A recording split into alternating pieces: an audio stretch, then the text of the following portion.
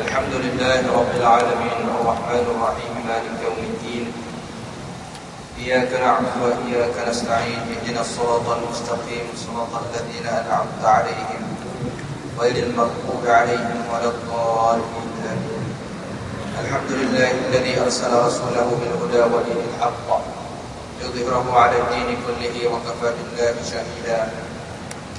والصلاة والسلام على هذا النبي الكريم إمام المتقين وقائد الدعاة المجاهدين وعلى آله وأصحابه ومن دعا بدعوته واستنى بسنته وجاهد بجهاده إلى يوم الدين. أما بعد، فإن أشرف الحديث كتاب الله تعالى وخير الهدي هدي محمد صلى الله عليه وسلم وشر الأمور محدثاتها وكل محدثة بدعة وكل بدعة ضلالة وكل ضلالة في النار. سبحانك لا علم لنا إلا ما علمتنا إنك أنت العليم الحكيم ولا حول ولا قوة إلا بالله العلي العظيم. Pertamanya mari sama-sama kita memanjat syukur kepada Allah Subhanahu wa taala kerana dengan kudrat dan iradatnya dan limpah rahmatnya kita dapat hadir pada malam ini, dan insya-Allah sebagai pengisian sementara masa waktu Isya kita sambung lagi pengajian kita dalam kitab Tanbihul Ghafilin. Dan selepas daripada selesai kuliah di sini, insya-Allah kita akan sama-sama ke sana pula. Program kedua nanti ceramah santai bersama dengan Al-Fadil Ustaz Das'an. Jadi saya kira tuan-tuan dan puan-puan jangan lepaskan peluang. Walaupun pada malam ini bagi peminat bola sepak negara agak sengit juga di negeri Kelantan, di Siti Wang Kembang, antara Kelantan dengan ATM. Jadi buatlah pilihan yang tepat, mana satu yang kita perlu dahulukan. Kalau bola tu dia ada siaran ulangan, tak apalah, kalau kita tak boleh nak bersorak bersama-sama, kita tengok yang ulangan. Jadi macam program-program ceramah-ceramah keagamaan ini jarang-jarang diadakan, melibatkan ceramah-ceramah yang terkenal. Jadi manfaatkan, dan saya mengajak tuan-tuan untuk kita ramai-ramai nanti pergi ke tapak funfair bagi menjayakan program ceramah santai bersama Ustaz. Jadi tuan-tuan dan puan-puan Allah sekalian, pada malam ini saya kira malam pertama selepas kita bercuti Hari Raya Idul Adha. Ada lagi ke daging kurban? Ada lagi? Okey, saya kira korban pada tahun ini agak mencabar sedikit dan dipahamkan banyak masalah yang timbul disebabkan ada bekalan sapi yang dihantar tidak mendapati saiz yang dijanjikan, tetapi sebut harga yang begitu mahal. Jadi tuan-tuan, apabila kita berdepan dengan masalah ini, kita cuba kita renungkan satu ayat Allah Subhanahu wa taala. Allah Ta'ala sebut di dalam Al-Quran, A'udzubillahi minasyaitanir rajim, lan yanala Allaha luhumuha wala dima'uha walakin yanaluhu taqwa minkum. Bukanlah menjadi perkiraan lan yanala Allaha luhumuha, berapa banyak daging yang kamu dapat, wala dima'uha, berapa banyak darah yang kamu tumpahkan, walakin akan tetapi yanaluhu taqwa minkum, yang aku nak tengok, yang akan dinilai di sisi Allah Ta'ala ialah setakat mana ketakwaan kamu kepada Allah Subhanahu wa Ta'ala, hasil daripada ibadat korban yang kita buat. Bukan kita nak berbalah, nak buat bayar 500 tapi daging tak sampai pun 10 kilo. Yang situ 480 daging banyak kilo, 15 kilo dia dapat.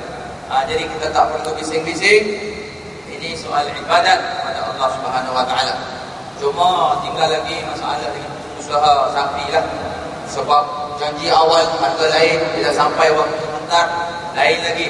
Jadi saya syorkan kepada ahli jemaah yang ada di hadapan saya ni, kalau ada modal, ternak sapi banyak-banyak, ya, supaya tidak menjadi masalah seperti mana tahun ni.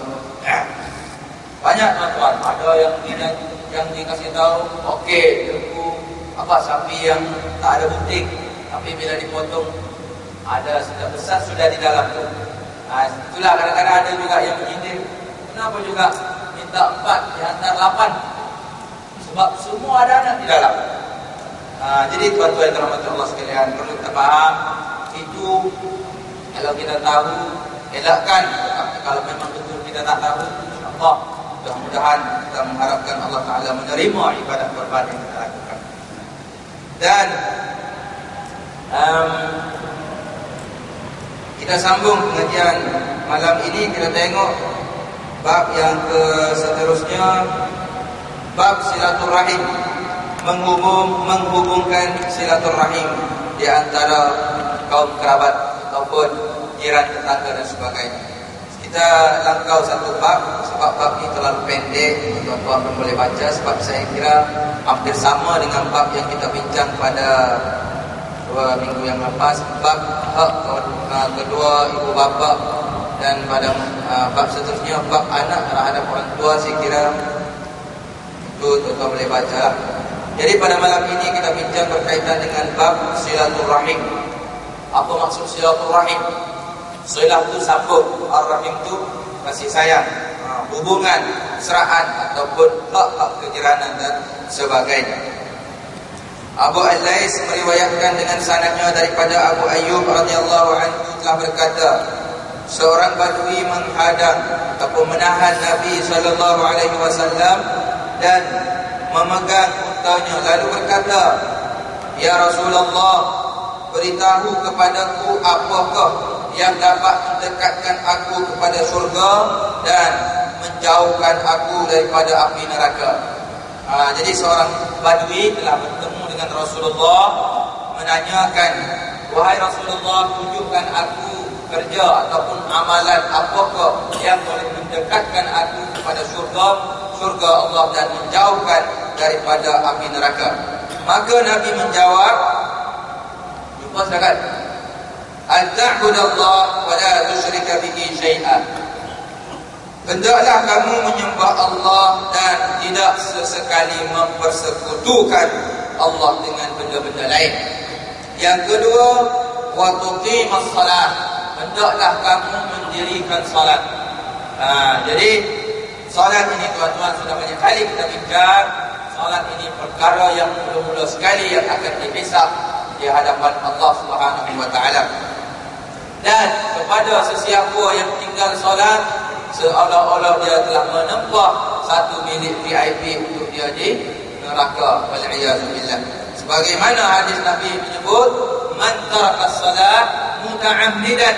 Barang siapa yang tinggal solat dengan sengaja, falyatabawwa' maq'adahu minan nar. Seolah-olah dia telah menempah tempat duduk ataupun katil khas untuk dia di dalam neraka.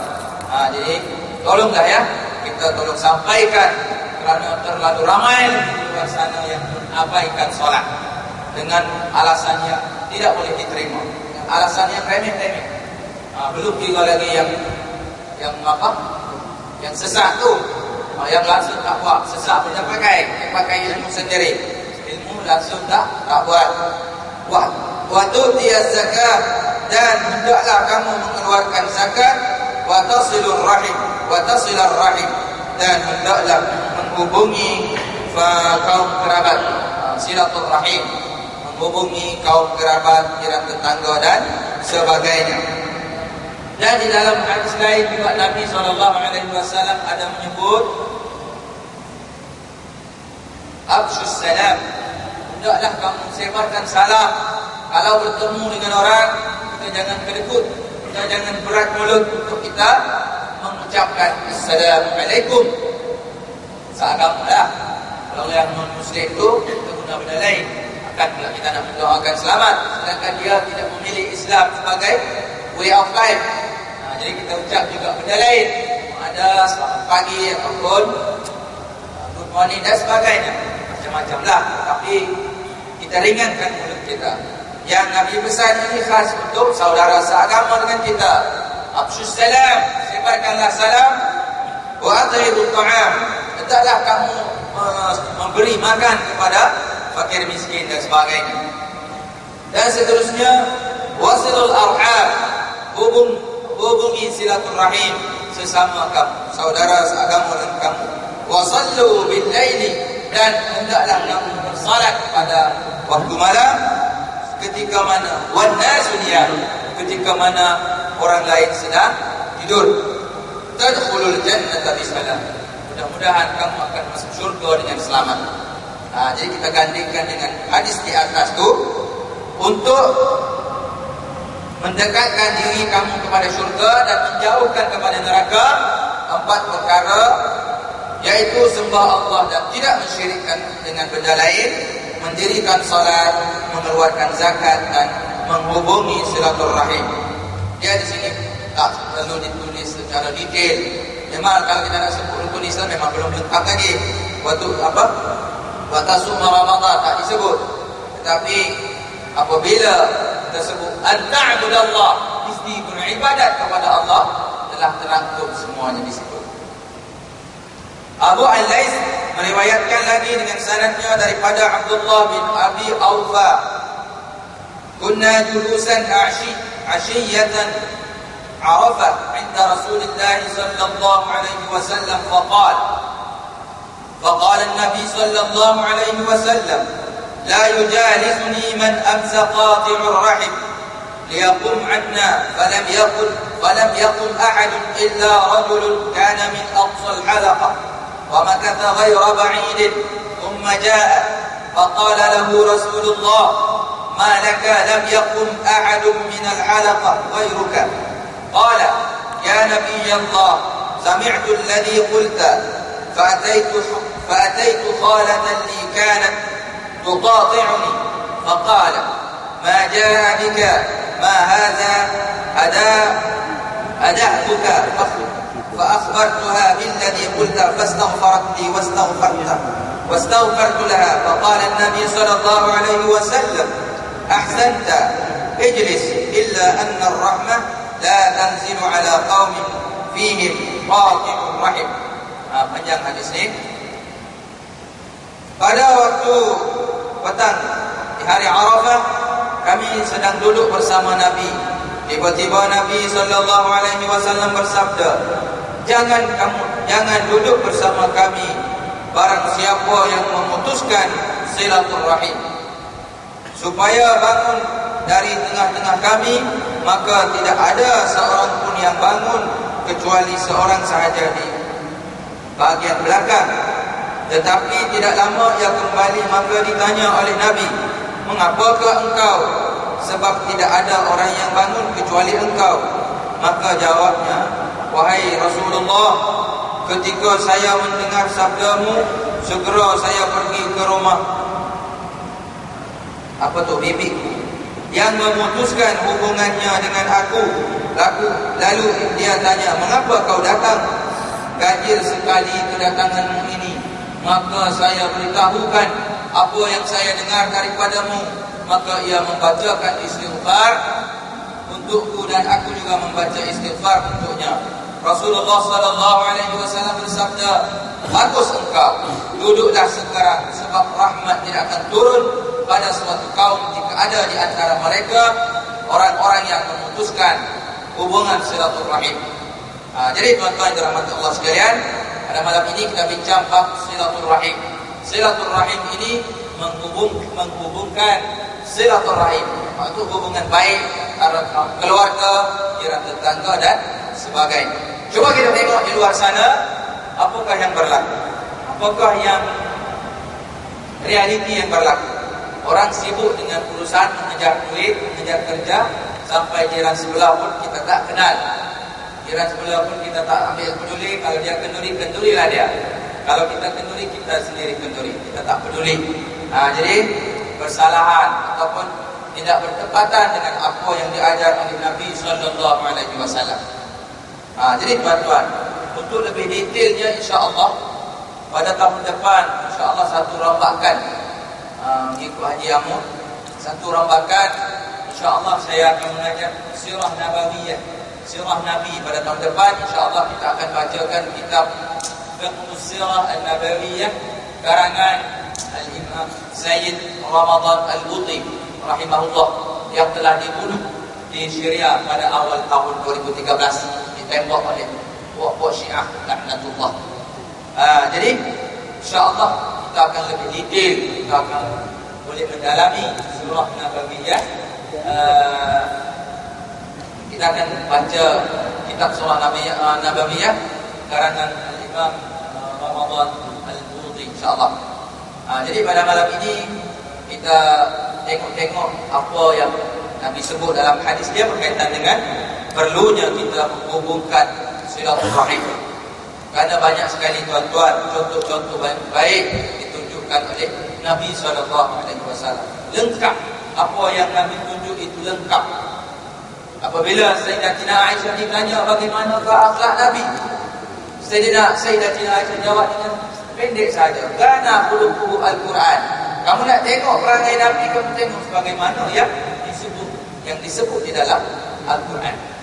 Jadi susah payah Nabi menyebarkan dakwah sehinggalah dapat kita semua menganut Islam sebagaimana yang kita anuti pada hari ini dalam keadaan yang aman damai.